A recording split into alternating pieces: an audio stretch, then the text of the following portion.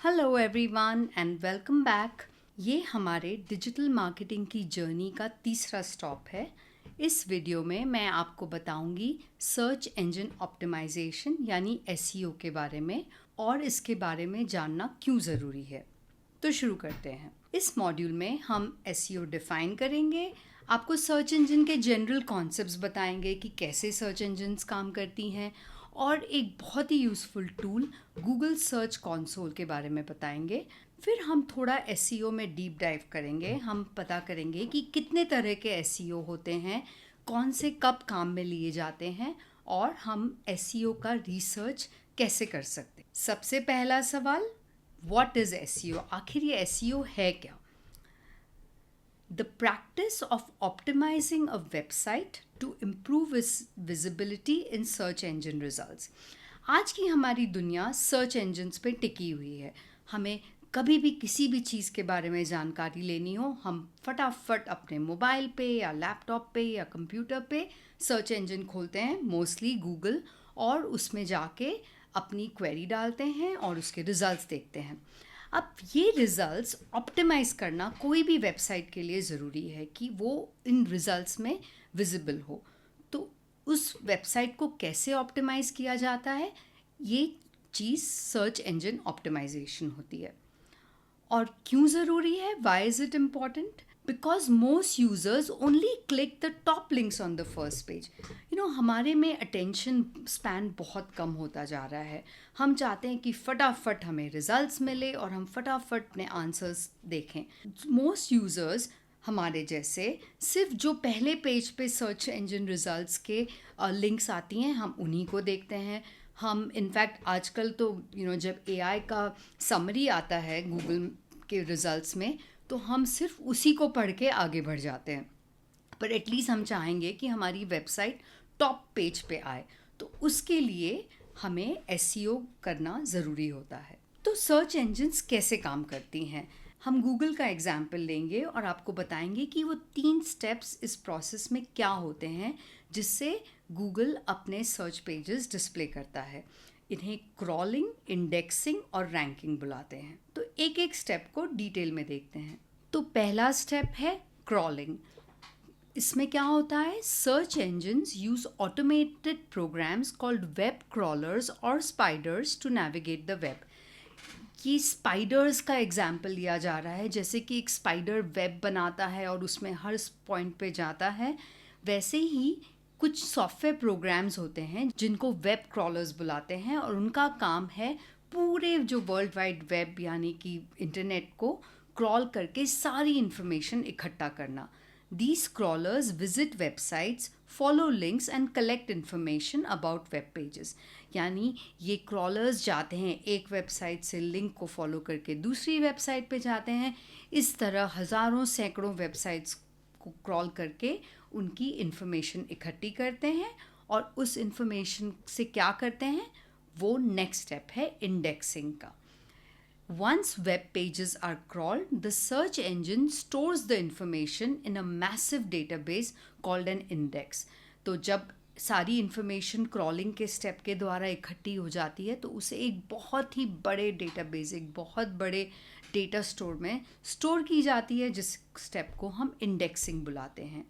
This index is like a giant library catalog that allows the search engine to quickly retrieve relevant web pages when users search. तो इस indexing के step से फ़ायदा ये होता है कि जब कोई भी यूज़र एक सर्च इंजन में कोई क्वेरी टाइप करता है तो ये इंडेक्स में इस तरह से इंफॉर्मेशन स्टोर्ड है वेब पेजेस की कि हम फटाफट रिट्रीव कर सकते हैं, कि गूगल फटाफट रिजल्ट्स रिट्रीव करके यूज़र को दिखा देता है। इसका कंपैरिजन हम एक लाइब्रेरी कैटलॉग से कर सकते हैं। ये सोचिए कि आपको एक गोडाउन भर के बुक्स दी गई हैं और बोला गया है इसकी लाइब्रेरी बनाओ। तो सबसे पहले तो आप जाके देखोगे गोडाउन में कि कितनी बुक्स हैं, कितनी तरह की बुक्स हैं, कहाँ कहाँ पड़ी हुई है। फिर आप एक सिस्टम बनाओगे जिसमें कि इस रो में हम A to F की बुक्स रखेंगे और इस रो में हम F to N की बुक्स रखेंगे एक्सेट्रा, जिसमें हम ऑथर के नाम से इंडेक्स करेंगे। जैसे लाइब्रेरी में कोई यूज़र आए, जैसे डी से ऑथर की बुक ढूंढ रहे हैं वो, तो डी रो में मिल जाएगी, उन्हें एग्जैक्टली पता होता है कहाँ जाके देखना। अगला स्टेप है, थर्ड स्टेप इस प्रोसेस का, कि एक्चुअली रिजल्ट्स डिस्प्ले करना, फेच करना डेटा को और फिर डिस्प्ले करना यूज़र को जब यूज़र ने क्वेरी की है। Search engines present users with a list of search results on a search engine results page. तो ये एक सर्च इंजन रिजल्ट्स पेज, सर्प, यानी जब आप SEO रिलेटेड काम करेंगे तो ये टर्म बहुत यूज़ होता देखेंगे। तो सर्च इंजन्स गूगल जैसी एक सर्प पे आपको रिजल्ट्स दिखाती हैं and users can click on the search results. But the order of results is determined by the ranking algorithm with the most relevant results shown first. अब ये नहीं कि जो उसने रिट्रीव किया वही दिखा दिया उसी समय, एक्चुअल ऑर्डरिंग होती है इन रिजल्ट्स में, और वो एक रैंकिंग एल्गोरिथम डिसाइड करता है कि पहले कौन से रिजल्ट्स दिखाई देंगे, और हमें इन रैंकिंग एल्गोरिथम्स को यूज़ करना है वेबसाइट को रिजल्ट्स में आगे दिखाने के। सर्च इंजन्स किस तरह काम करती हैं समझ के हम इम्प्रूव कर सकते हैं अपने सर्च इंजन रिजल्ट्स पेज का रैंक। तो अब ये जान लेने के बाद कि सर्च इंजन डिसाइड करती है कि आपके पेज का रैंक क्या होगा, हमारे दिमाग में ये सवाल आना चाहिए, तो हम क्या करें कि सर्च इंजन हमारे पेज को ऊपर ही ऊपर डिस्प्ले करे। उसके लिए गूगल ने हमें एक बहुत ही स्पेशल टूल प्रोवाइड किया है जिसका नाम है Google search console. Google search console एक फ्री सर्विस है जो गूगल ने प्रोवाइड की है, that helps you monitor and maintain your sites presence in Google search results. तो गूगल सर्च कंसोल के द्वारा हम मॉनिटर कर सकते हैं कि हमारी साइट गूगल सर्च में अपीयर कर रही है कि नहीं, हम मेंटेन कर सकते हैं हमारी साइट की रैंकिंग गूगल के सर्च इंजन रिजल्ट्स पेज में, और इसके लिए हमें सिर्फ एक गूगल अकाउंट की ज़रूरत है। What does it offer? It offers tools and reports for these actions. confirm that Google can find and crawl your site. So सबसे पहले तो हम वंडर करते हैं साइट बनाने के बाद कि अब कैसे पता गूगल कब हमारी साइट को इंडेक्स कर लेगा। तो इस पेज पे जाके, गूगल सर्च कंसोल पे जाके हम कंफर्म कर सकते हैं कि हाँ, हमारी साइट रीचेबल है, गूगल ने ढूंढ ली है। हमारे अगर कोई भी इंडेक्सिंग प्रॉब्लम्स होती हैं साइट को लेके, या फिर अगर हम कुछ कंटेंट चेंज करते हैं, कोई नए पेजेस ऐड करते हैं, तो हम चाहेंगे कि गूगल फिर से उसको री इंडेक्स करे, रीक्रॉल करके पता करे कि कौन से नए पेजेस ऐड किए हैं, तो वो भी हम इस टूल के द्वारा चेक कर सकते हैं। View search traffic data for your site, कि कितने सर्च रिजल्ट्स में हमारी साइट आई है, कितने लोग आए हैं हमारे साइट पे। अब ये डेटा तो हम गूगल एनालिटिक्स से भी पता कर सकते हैं, और जैसे मैंने आपको मॉड्यूल 2 में और भी वेबसाइट बिल्डर्स के बारे में बताया था, जैसे कि विक्स, वो खुद अपने एनालिटिक्स भी प्रोवाइड करते हैं। But another important feature of the search console is that you can receive alerts when Google encounters issues on your site. तो सपोज़ हमारे साइट में कोई प्रॉब्लम आ गई है सिक्योरिटी रिलेटेड, हमें तो पता भी नहीं चलेगा कि गूगल ने हमारी साइट को हटा दिया है कम्प्लीटली रिजल्ट्स पेज से। तो हमारी साइट की हेल्थ मेंटेन करने के लिए, ट्रैफिक मेंटेन करने के लिए बहुत ज़रूरी है कि हम मॉनिटर करते रहें, कि गूगल सर्च कंसोल में जाकर हर थोड़े दिन में हम चेक करते रहें कि everything is okay with our site, and it will also show you which other sites link to our website. थोड़ी बहुत ये टर्मिनोलॉजी पता होनी चाहिए हमें Google search Console related. Property क्या होती है?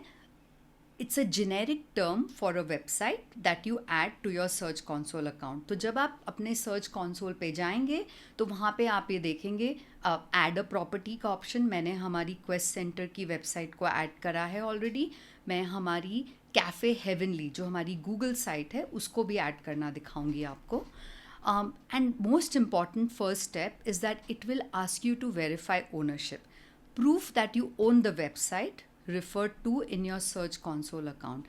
तो अब गूगल सर्च कंसोल किसी को भी कोई भी वेबसाइट पे जाके रिजल्ट्स देखने तो अलाउ नहीं करेगा। पहले वो चाहेगा कि आप प्रूव करो कि ये आप ही की वेबसाइट है, और तभी आप उसको सर्च कंसोल अकाउंट में डाल सकते हो, उस पर एक्शंस ले सकते हो, उसके स्टेटिस्टिक्स देख सकते हो। तो ये वेरिफिकेशन भी मैं आपको करके दिखाऊंगी. Manual action, this is if your page violates Google's quality guidelines, it can be subject to manual action and it will get demoted in search results. अगर हमारे कोई भी हमने पेज में कुछ इनअप्रोप्रिएट कंटेंट डाला है या कुछ पेज ठीक से परफॉर्म नहीं कर रहा है तो गूगल फ़ौरन उसको अपने सर्च रिजल्ट से हटा देता है. और ये सोचिए कि गूगल ने हटा दिया और हमें पता भी नहीं चला. हम सोच रहे हैं हमारे वेबसाइट पे ट्रैफिक ही नहीं आता है, कोई हमारे प्रोडक्ट्स ही नहीं बाय कर रहा है. तो जब हम सर्च कंसोल से मॉनिटर करेंगे हमें पता चलेगा और हम इमिजिएटली एक्शन ले सकते हैं. And there are some basic metrics for measuring a site's performance like clicks, impressions and click through rate. इसके बारे में हम थोड़ा डिटेल में जब हम पेड एड्स के बारे में बात करेंगे तब इसके डिटेल में जाएंगे. अभी के लिए इस टॉपिक को पोस्टपोन कर देते हैं और अभी के लिए हम इस वीडियो को यहीं ख़त्म करते हैं.